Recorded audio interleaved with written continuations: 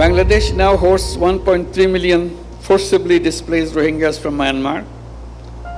That makes Cox's Bazar the largest refugee camp in the world.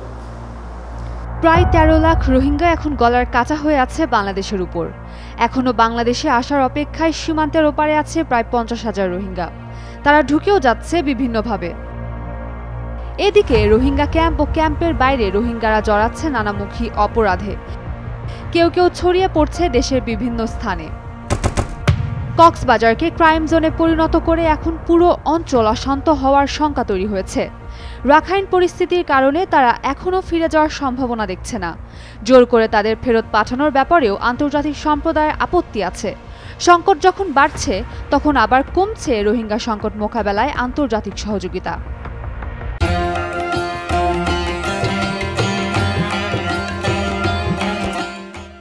Distinguished participants, it is not only the responsibility of Bangladesh, but also of the international community to share the burden of the Rohingya crisis. রোহিঙ্গাদের জাতিগত নির্মূলের ভয়াবহ পরিকল্পনা বাস্তবায়ন থামাতে আন্তর্জাতিক উদ্যোগের আহ্বান জানিয়েছেন প্রধান উপদেষ্টা অধ্যাপক ডক্টর মোহাম্মদ ইউনূস। রোহিঙ্গাদের নিরাপদ প্রত্যাবাসনে সোমবার কক্সবাজারের ৭ দফা প্রস্তাবও দিয়েছেন তিনি। In going forward towards these objectives, I propose the following 7 points. প্রধান উপদেষ্টা বলেন, রোহিঙ্গাদের জাতিগত নির্মূলের ভয়াবহ পরিকল্পনা বাস্তবায়ন থেকে সশস্ত্র ঘাতকদের থামানো আমাদের নৈতিক দায়িত্ব। We see fearful and shuttered eyes of Rohingya women and men when they appear at our doorsteps with horrific stories. The stories include, among others, ২০১৭ সালে এবং তারও আগে সম্পদ এবং স্বার্থের সীমাবদ্ধতা সত্ত্বেও রোহিঙ্গাদের জীবন বাঁচাতে মানবিক কারণে বাংলাদেশ তাদের সীমান্ত খুলে দিয়েছিল।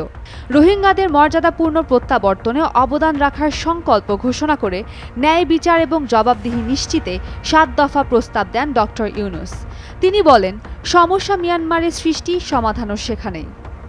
কর্মপরিকল্পনাগুলো হলো রোহিঙ্গাদের স্বেচ্ছায় নিরাপদ ও টেকসইভাবে নিজ দেশে নিরাপদে ফিরে যাওয়ার রোডম্যাপ তৈরি করতে হবে।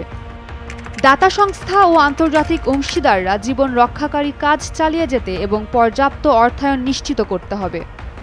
রোহিঙ্গাদের প্রতি সব ধরনের নিপীড়ন বন্ধ করতে হবে এবং তাদের নিরাপত্তা ও জীবিকা মিয়ানমার কর্তৃপক্ষকে নিশ্চিত করতে হবে। সহিংসতা ও জাতিগত নিপীড়ন রোধে রোহিঙ্গাদের সঙ্গে সংলাপের প্ল্যাটফর্ম তৈরি করতে হবে। আন্তর্জাতিক সম্প্রদায়, বিশেষ করে আসিয়ানকে রাখাইনে নিরাপদ পরিবেশ তৈরিতে সহায়ক ভূমিকা পালন করতে হবে। আঞ্চলিক এবং আন্তর্জাতিক অংশীজনদের অবশ্যই জাতিগত নিধনের বিরুদ্ধে সোচ্চার হতে হবে। গণহত্যা ও মানবতা বিরোধী অপরাধ বন্ধ করতে আন্তর্জাতিক সম্প্রদায় ন্যায় বিচার ও দায়বদ্ধতা নিশ্চিত করতে হবে। উম্মে রুম্মান, ক্রান্তি, ডেইলি সান।